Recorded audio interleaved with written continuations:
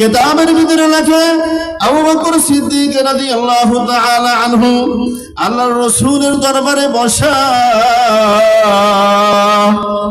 উপরে একটা সালার চাট গায়ে দিয়া আছে আর পরনে একটা সালার চট গায়ে দিয়া আছে।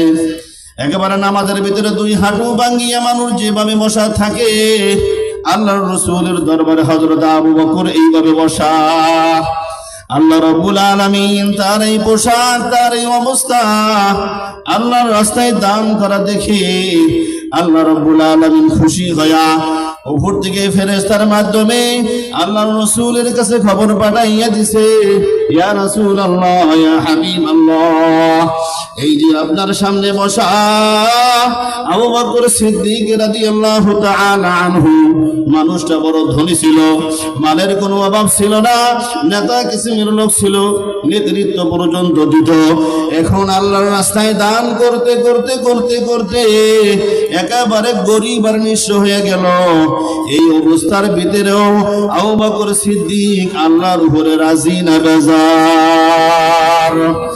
যখন আল্লাহ রাব্বুল আলামিন ফেরেশতার মাধ্যমে রাসূলের কাছে খবরটা পাঠাইয়া দিয়েছে, সালাম দেওয়ার পর সালাম দিয়ে আবু বকরকে জিজ্ঞাসা করবেন, হে আবু বকর, আল্লাহ রাব্বুল আলামিন ফেরেশতার মাধ্যমে আমার কাছে সালাম পাঠাইয়া দিয়া তোমার জিজ্ঞাসা করার জন্য বলছে, তুমি যে গরিব হয়ে গেলা, তুমি যে অসহায় হয়ে গেলা, নিঃস্ব হয়ে গেলা, এই অবস্থার ভিতরেও তুমি মালিকের উপরে রাজি না বেজার।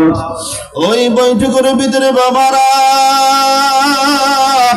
আবু বকর সিদ্দিক রাদিয়াল্লাহু তাআলা আনহু দুই চোখের পানি টপ টপ করিয়া সারিয়া দিয়া বলে, ইন্নী লিরাব্বির রাস, ইন্নী লিরাব্বির রাস, আমি এই অবস্থার ভিতরেও আমি আমার মালিকের উপরে রাজি আছি। আল্লাহু আকবার। হিজরতের রাত্রে আবু বকর সিদ্দিক রাদিয়াল্লাহু তাআলা আনহুকে সাথে নিয়ে মক্কার জমিন থেকে মদিনার দিকে রওনা। আল্লাহর রাসূল যখন বলছে, আবু বকর, আমি কোন দিন হিজরত করি বলতে পারি না, সফর সঙ্গী হিসাবে তোমার লইয়া যাইব। ওই দিন থেকে আবু বকর সিদ্দিক রাদিয়াল্লাহু তাআলা আনহু বাবারে ঘরের ভিতরে যায়, রাত্রে কিন্তু বিছানার সঙ্গে পিঠ লাগাইতে পারে না।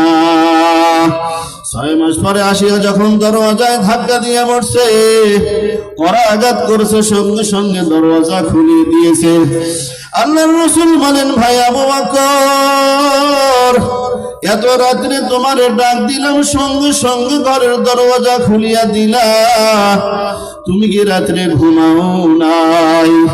আবু বকর সিদ্দিক রাদিয়াল্লাহু তাআলা আনহু বলছেন, ইয়া রাসূলুল্লাহ, ইয়া হাবিবাল্লাহ, আজ থেকে 6 মাস পূর্বে যখন বলছেন হিজরতের সাথী আমারে বানাইবেন, ওই দিনকার থেকে রাত্রে বেলা আমি আবু বকর 1 সেকেন্ডের জন্য বিছানায় পিঠ লাগাই নাই। এবারে মক্কার মরুভূমি দিয়া রওনা দিয়ে দিছে, বাবারে পাথর আর পাথর। তারিখের কিতাবের ভিতরে লেখে আবু বকর সিদ্দিক রাদিয়াল্লাহু তাআলা আনহু একবার আল্লাহর রাসূলের সামনে যায়, আর একবার পিছনে যায়, আর একবার ডান দিকে যায়, আর একবার বাম দিকে যায়। আল্লাহর রাসূল জিজ্ঞাসা করে, আবু বকর, তুমি এরকম করো কেন? কিছুক্ষণ দেখি আমার সামনে সামনে হাঁটো, আবার কিছুক্ষণ আমার ডান পাশে, আবার কিছুক্ষণ বাম পাশে, আবার পিছনে পিছনে হাঁটো। আবু বকর সিদ্দিক রাদিয়াল্লাহু তাআলা আনহু বলেন, ইয়া রাসূলুল্লাহ, আমি যখন আপনার ডান পাশে হাঁটতে থাকি আমার মনটাই কয়, না জানি দুশমনেরা বাম পাশ থেকে আপনার উপরে হামলা করে কিনা। আমি আর ডান পাশে থাকতে পারি না, বাম পাশে দৌড়াইয়া আসি। বাম পাশে চলতে চলতে আমার মনে হয় ডান পাশ দিয়ে কোনো শত্রু মনে হয় আপনাকে আক্রমণ করে কিনা, এই জন্য আবার বাম পাশে চলিয়া যাই। এইভাবে একবার ডানে আর একবার বামে চলতে চলতে চলতে চলতে দেখা যায় মরুভূমির দাস, পাথরের দাস আঙ্গুল ফাটিয়া ফাটিয়া রক্ত বাহির হইতেছে। আবু বকর সিদ্দিক রাদিয়াল্লাহু তাআলা আনহু নিজের জামা কাপড় সিরিয়া সিরিয়া যেই দিক দিয়া রক্ত বাহির হয় ওই দিক দিয়া বান দেওয়া শুরু করিয়া দিছে।